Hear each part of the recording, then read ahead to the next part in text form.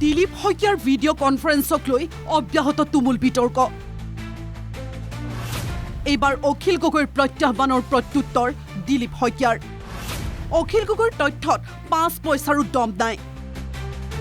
যোৱা 4 জানুৱাৰীত ৰাজ্যিক বিজেপিৰ সভাপতি দিলীপ শইকীয়াই সম্বোধন কৰা এক দলীয় ভিডিঅ' কনফাৰেন্স আৰু বিধায়ক অখিল গগৈৰ মহা বিস্ফোৰণে জোকাৰিছে ৰাজ্যৰ ৰাজনীতি দিলীপ শইকীয়াৰ ভিডিঅ' কনফাৰেন্সৰ ফটো প্ৰকাশ কৰি অখিল গগৈৰ বিস্ফোৰক অভিযোগ বিজেপিক ভোট নিদিয়া বৈধ ভোটাৰৰ নাম এছাৰৰ সময়ত ভোটাৰ তালিকাৰ পৰা কৰ্তনৰ নিৰ্দেশ দিছে দিলীপ শইকীয়াই ৰাজ্যৰ 60টা বিধানসভা সমষ্টিত ভোটাৰ তালিকাৰ পৰা নাম কৰ্তনৰ দায়িত্ব অৰ্পণ মন্ত্ৰী অশোক সিংহলক আমাৰ গণতন্ত্ৰক শেষ কৰি দিবৰ কাৰণে পিয়ে কৰা আটাইতকৈ ভয়ংকৰ ষড়যন্ত্ৰটো নিজ কাণেৰে শুনিছিলোঁ যে এতিয়া আমাক 12 তাৰিখৰ ভিতৰত আপোনালোকৰ সকলো MLA বিলাক সকলো MLA সকলো ডিষ্ট্ৰিক্ট সভাপতি আৰু মণ্ডল সভাপতিয়ে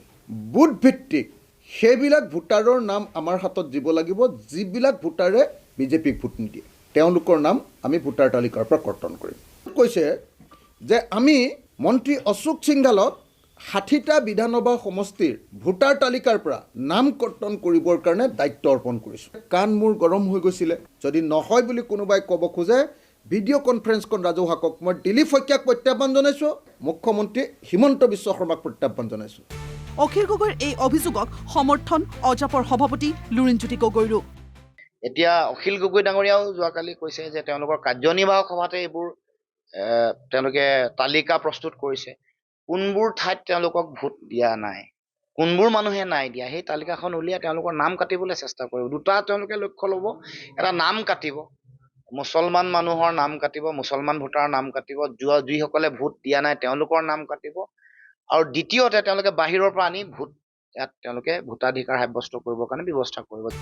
দিলীপ শইকীয়াক উক্ত কনফাৰেন্সৰ ভিডিঅ' ৰাজহুৱা কৰিবলৈ অখিল গগৈয়ে জনোৱা মুকলি প্ৰত্যাহ্বানৰ পাছতেই বুধবাৰে এক সংবাদমেলত সমগ্ৰ অভিযোগ নস্যাৎ কৰি ৰাজ্যিক বিজেপিৰ সভাপতিজনৰ প্ৰতিক্ৰিয়া অখিল গগৈয়ে ৰাজহুৱা কৰা স্ক্ৰীনশ্বট 4 জানুৱাৰীতে বিজেপি কৰ্মীসকলে প্ৰকাশ কৰিছিল অখিল গগৈৰ তথ্যত 5 পইচাৰো দম নাই বুলি কটাক্ষ দিলীপ শইকীয়াৰ অখিল গগৈ ডাঙৰীয়াৰ সেই স্ক্ৰীনশ্বট যোৱা 4 তাৰিখে আমাৰ ভিচি শেষ হোৱাৰ পিছতেই সেই স্ক্ৰীনশ্বট ভিচিত উপস্থিত থকা আমাৰ যিসকল সন্মানীয় কাৰ্যকৰ্তা তেওঁলোকে অলৰেডি এইটো ফেচবুকতে হওক বা তেওঁলোকৰ এক্সতে হওক ইনষ্টাগ্ৰামতে হওক অলৰেডি এইটো দি থোৱা আছে গতিকে অখিল গগৈ ডাঙৰীয়াই মানুহক বুৰ্বক বনাব বিচাৰিছে অখিল গগৈ ডাঙৰীয়াৰ হাতত যিখিনি তথ্য থকা বুলি কৈছে এই তথ্যৰ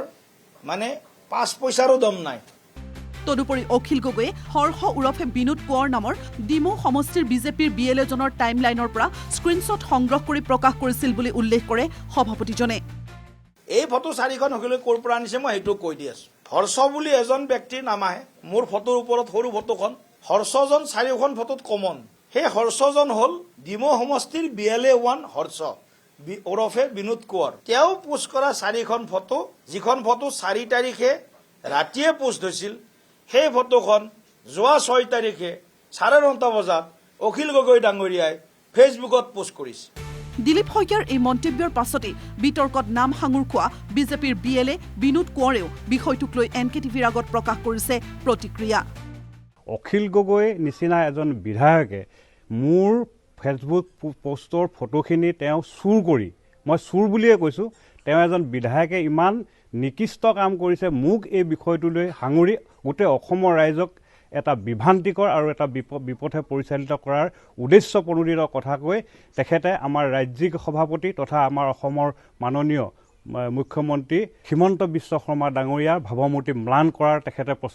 মানে যি তেখেতে অভিসন্ধি কৰিছে মই তেখেতক ধিক্কাৰ জনাইছোঁ মন কৰিবলগীয়া যে ইতিমধ্যে এছাৰৰ যোগেদি প্ৰকাশিত খচৰা ভোটাৰ তালিকাত ব্যাপক বিসংগতি পোহৰলৈ আহিছে